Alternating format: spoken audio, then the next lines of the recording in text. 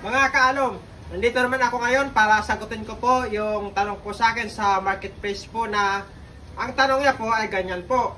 Kung pwede daw po i-message po yung bawat screen door po at ang presyo niya po.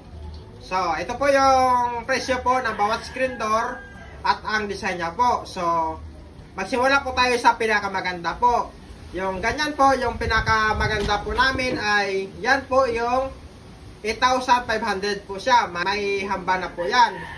So, sa pangalawa naman po tayo, ito po yung powder coated white po na 3 layer po. Yung presyo po niyan ay 6,200 po siya. Tapos, yung pangatlo po, yung ganyan po, yung design po, yung presyo niya po ay 5,700 po siya. Tapos, kung gusto nyo po may susian, plus 500 po yon kasi iba po yung presyo po ng may susian siya.